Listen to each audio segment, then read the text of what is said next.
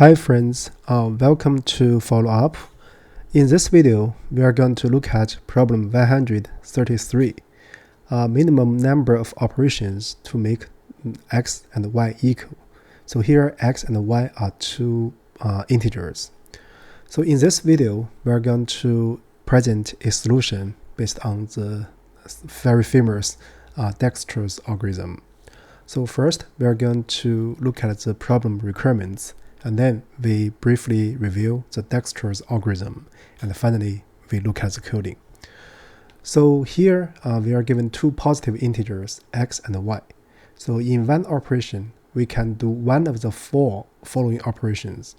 Either divide by 11, so if x is a multiple of 11, or by 5, if x is a multiple of 5. Or we can increment x by 1 or decrement x by 1. So we want to find the minimum number of operations required to make x and y equal. So here, the number minimum, basically we want to do it in the optimal way, right?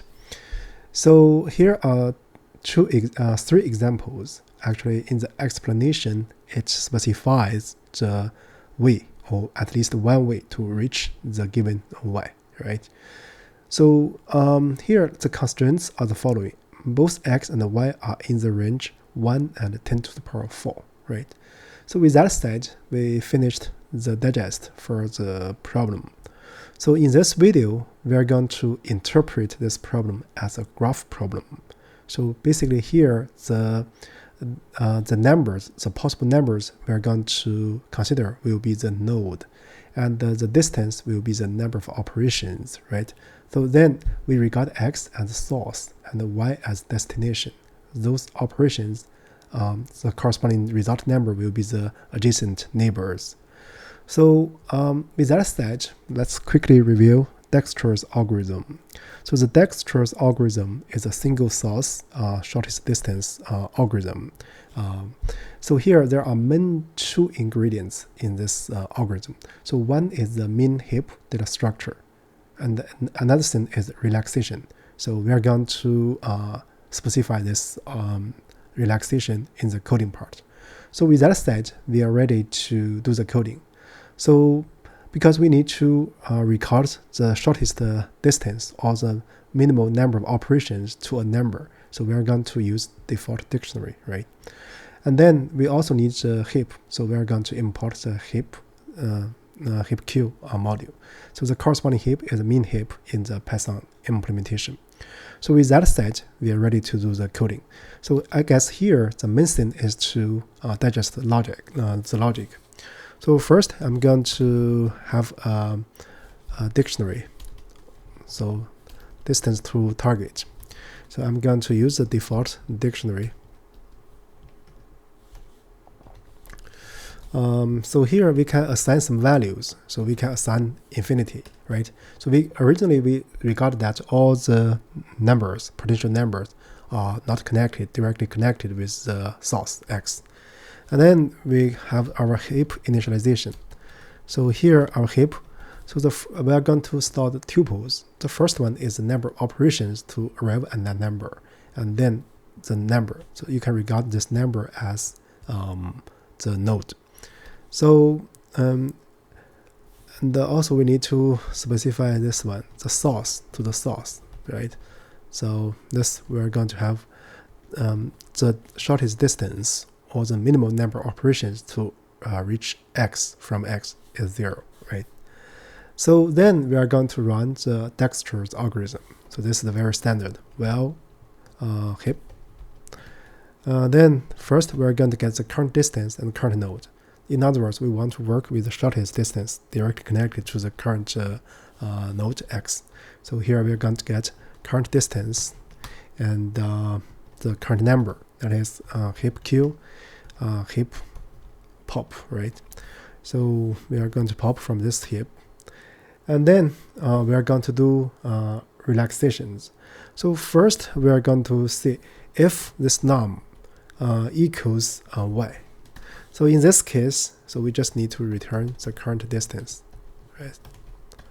So actually for this problem, if x is less than or equal to y, we can only increment x. So the number of operations needed actually is y minus x, right? So if x is less than or equal to y, then the minimum number of operations is nothing but y minus x, right? So this is the one point to keep in mind. But you can check this with this code after we finish.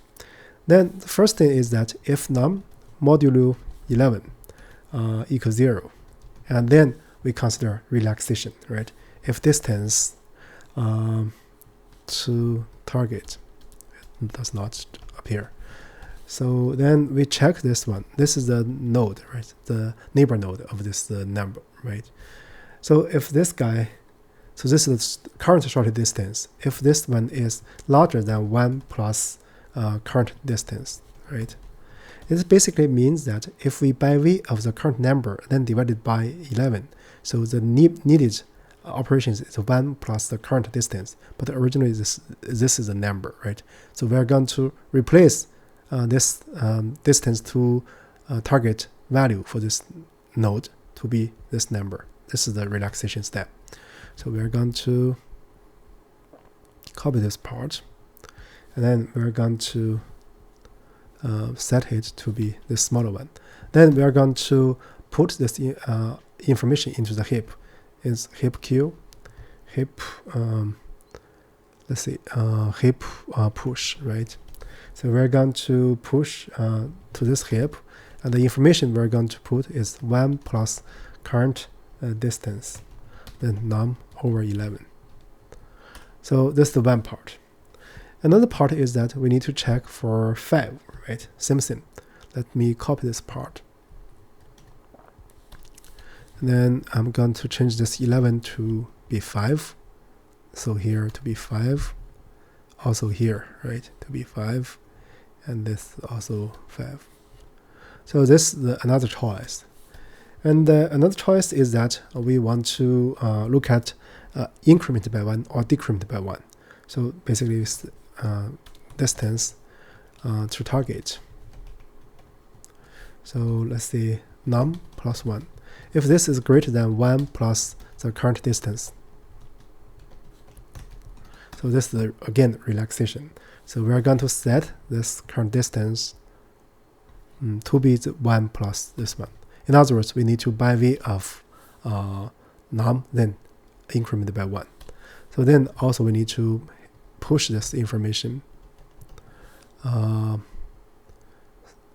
Let's see here, heap, and then a tuple. This 1 plus current distance. Of course, you can also use this this expression because they are the same. So then we have num plus 1. So this is the increment. So now we can also consider the decrement, right? So we just needed to change this one to be minus 1 and minus 1. So if we can reach to y during this while loop, there should be something returned. Otherwise, we just see return or return -1 as you like. So this forms a solution format to this problem based on the very well-known Dijkstra's algorithm. So before we move forward, let's make a test. Yeah, it passes one example. Now let's look at the generic case. Yeah, it passes all the cases. So this is the one, right? So let me add some annotations. So here is a return condition because they're the same. So this is a division by 11, and this one is division by 5, and this one is increment by 1, and this one is decrement by 1. So these operations are going to reach to the possible neighbors, right? So here actually we can do some pruning to even make it faster. So that is, if current distance is greater than distance to target num, right? So in this case, we can just continue, right? Because this this number, this current distance is too large, so we are going to ignore that, right? So let's also test that. Yeah, but for this problem, it's not absolutely necessary, but you can add it or not. So this is just a pruning, right? So you can think of why if we have this one, then we are going to ignore, right? Because if this is already larger than this number, so even you increment or decrement by 1, it's at most this number. Or if we want to continue, as the number of distance is going to be bigger, even bigger than this number, right? So with that said, I guess that's basically about it for this problem. So you can also try to solve this problem with other variants. But for now, so for this format, I guess it's very straightforward. Once you know the main point of Dijkstra algorithm, you just need to translate these 4 parts into coding parts. So in between, we're going to do relaxation, right? So as I mentioned, so here are the 2 ingredients, min heap data structure, right? So here we're using min heap, right? This is the initialization, this 2 line. And here is a dictionary to record the minimal distance to a certain neighbor, right? And then this each of these 4 ifs here corresponds to the 4 operations in the statement. And in between, each of the if contains a relaxation check. So with that said, I guess that's about it for this video.